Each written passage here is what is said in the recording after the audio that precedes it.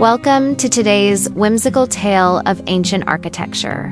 East meets West imagination, and one very poetic Danish author. Let's begin. Not in China, but in the pages of a fairy tale. Back in 1839, Danish storyteller Hans Christian Andersen penned a magical story called The Garden of Paradise, among fragrant flowers and forbidden adventures. He described a mysterious tower in China, one made of delicate porcelain tiles, with bells that chimed like music when the wind passed through. Sounds enchanting, right? Though Andersen didn't name the tower directly, scholars are pretty confident he was describing something very real and very Chinese. The Porcelain Tower of Nanjing, also known as the Liuli glazed pagoda of the Great Bao'en Temple. Let's dive into what made this tower so legendary. Built during the Ming Dynasty between 1412 and 1431, this magnificent pagoda stood about 78 meters tall. Its walls were covered in shimmering glazed bricks, green, yellow, and white wind chimes, hung from each corner of its tiers. At night, the tower would glow softly, illuminated by hanging lanterns. No wonder it was once hailed as one of the 7 wonders of the medieval world by Western travelers. To Europeans of the time, it was simply known as the Porcelain Tower of Nanjing, a true jewel of the East. Its image spread across Europe in paintings, porcelain art, and yes, even fairy tales. Now, here's the fun part. Andersen never visited China. He wrote about it the way many 19th century Europeans imagined it, as a faraway dreamland of silk, dragons, and mysterious towers. But thanks to travelogues like the Travels of Johann Neuhoff, packed with sketches and stories from China, Andersen had vivid inspiration. The porcelain tower became, in his story, a symbol of beauty, mystery, and paradise. Sadly, the original pagoda was destroyed in the 19th century. But don't despair, it was reconstructed in 2008. And today, a stunning modern replica stands proudly in its original location. So, while the real tower may have crumbled, its spirit lives on, not just in Nanjing, but also in the pages of fairy tales and the imaginations of dreamers around the world. Next, we're digging literally into one of the most fascinating archaeological finds in Chinese Buddhist history, the underground crypt of the Grand Bao'en Temple, located in Nanjing, China. And when I say underground, I mean seriously, underground. This isn't your average basement tour. First things first, the crypt, also called a digong, lies 6.74 meters or about 22 feet below the base of the Grand Bao'en Temple's glazed tile pagoda. That's about the height of a 2-story house buried underground. Now, here's the twist. While the visible temple we see today is Ming Dynasty built in the 15th century, the underground crypt actually dates back to the Northern Song Dynasty over 1,000 years ago. When the Ming Dynasty rebuilt the temple, they didn't disturb the ancient crypt. It's as if the Song Dynasty quietly left a time capsule beneath their feet, and the Ming politely said, "We'll just build over it." Let's peel back the layers, quite literally. The crypt was built like a medieval treasure vault. At the top, multiple layers of rammed earth and stone slabs, nearly 1.5 meters thick. Think of it as ancient concrete with a paranoia for rain and tomb robbers. Below that lies the core chamber, a vertical shaft-style stone chamber, double-walled like a Russian nesting doll. Inside, the outer brick and stone wall is a rectangular stone sarcophagus, measuring about 1.5 by 1.2 by 1.7 meters beneath the floor. a foundation of charcoal and cinnabar, which sounds like a wizard's potion, but actually kept moisture on nosy critters away. Also stashed down there.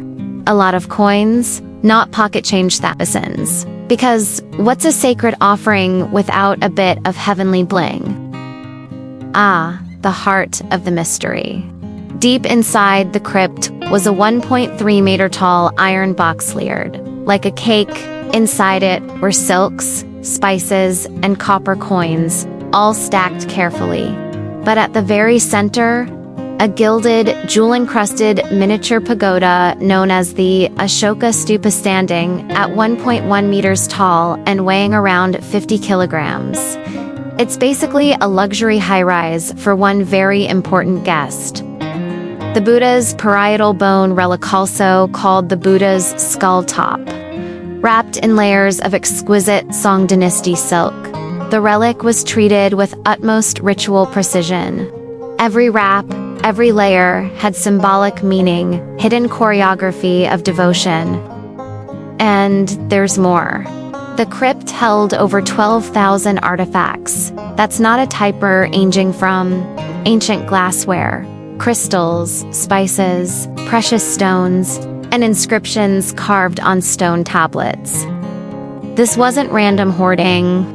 These were ritual offerings, part of the Buddhist tradition of 7 treasure offerings, a cosmic gift basket to honor the Buddha and bring spiritual merit.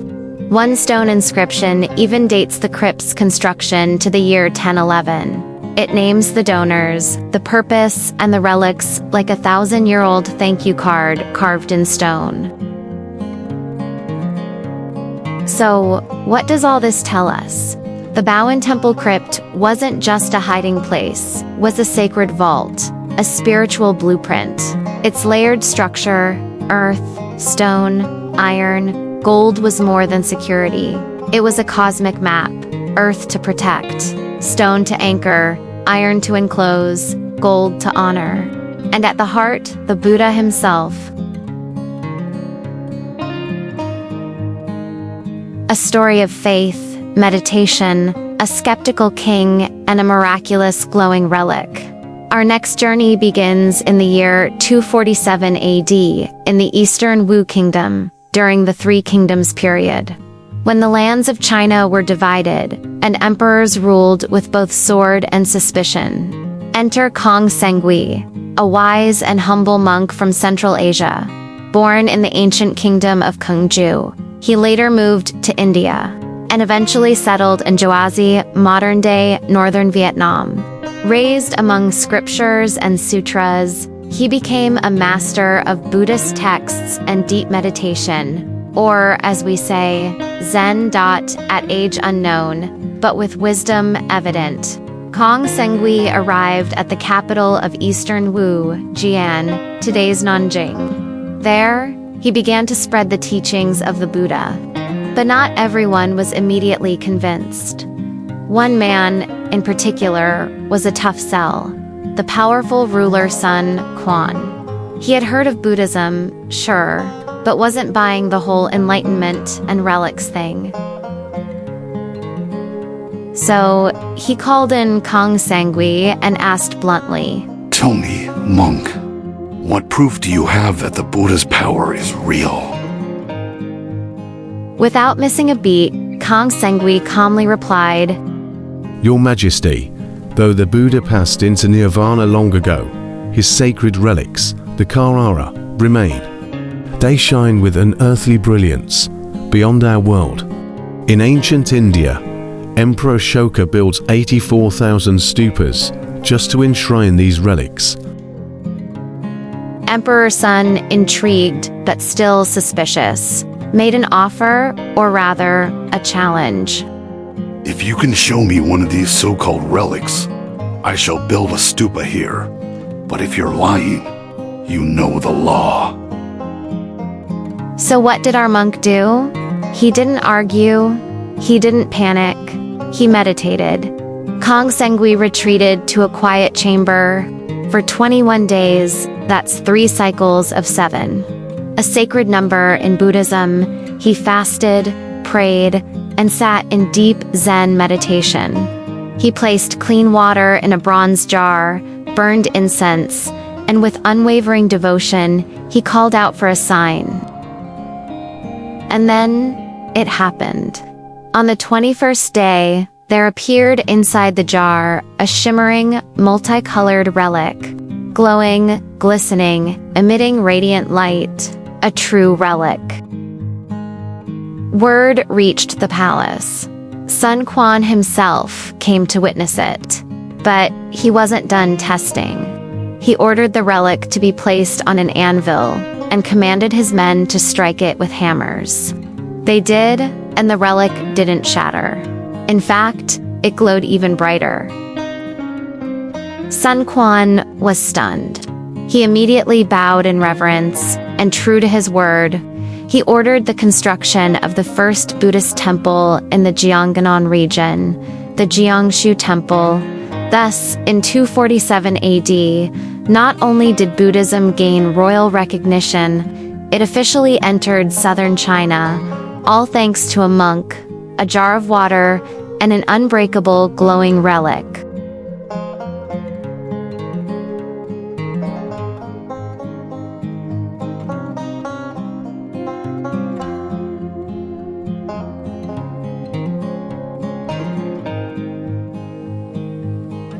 Next, we're diving into one of Nanjing's most glittering mysteries, the Porcelain Tower.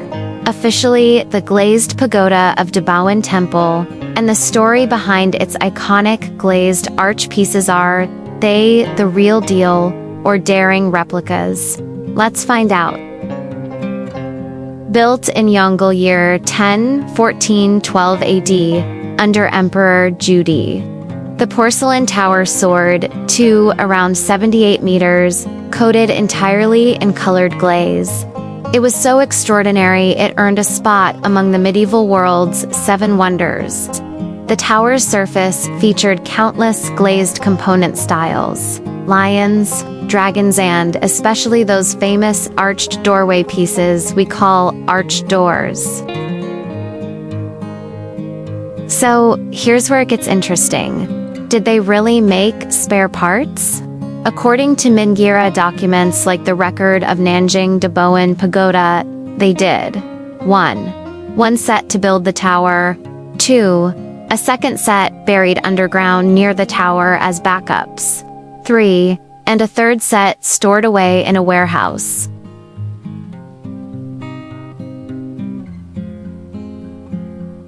Archaeology confirms this. In 2010, excavators discovered perfectly preserved arch pieces in hidden underground caches around the tower's base, exactly what the records describe. When you gaze upon the majestic arch pieces in the museum today, you might wonder, are these relics truly ancient, or are they modern recreations? At the Nanjing Museum, the pieces on display are genuine, authentic spare parts from the Ming Dynasty. These remnants were uncovered in the museum's own vaults, their glazed color and stylistic details perfectly matching those found in the remains of the original tower.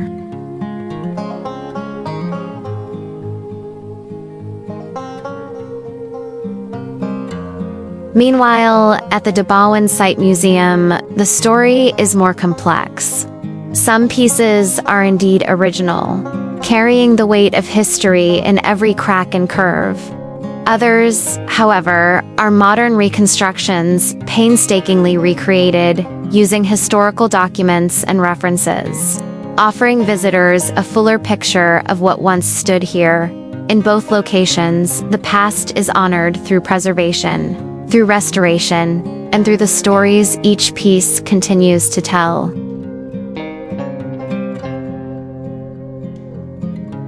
When you see an arched door, here's how to tell if it's original. Clay composition uses Mingira kaolin clay. Glaze color, that signature Yongle Falang glaze. Bright blues and greens with lead-based shine. Design motifs, early Ming, Buddhist art, flying apsaurus, Makara, mythical sea creatures. craftsman's marks, inscriptions, or numbering etched by kill workers on the reverse side.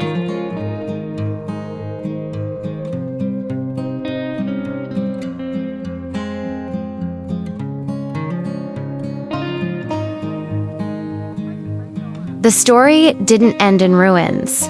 In 2008, archaeologists unearthed the underground Changgan temple crypt, revealing the legendary Ashokan 7 treasure pagoda and inside it, the Buddha's skull relic, yes, the very one mentioned in ancient texts like the biography of Master Faxian and the Book of Liang. Then, in 2010, a magnificent shrine called the Buddha's Summit Palace was built atop Niyusho Mountain to house this sacred relic, turning Nanjing into a modern Buddhist pilgrimage site. The Bao'en Temple Site Museum, opened in 2015, brings the past to life with dazzling light projections of the original porcelain tower, a showcase of excavated relics, and immersive exhibits about royal Buddhism. So, what does this all mean? It means that Nanjing is more than just a city of emperors and scholars. It's a place where faith met empire, where sacred relics crossed continents, and where monks shaped the mind of a nation. From ancient Changgan to the majestic Bao'en, from high philosophy to high pagodas. This story is about more than bricks and relics. It's about the spirit of Buddhism living and evolving across time,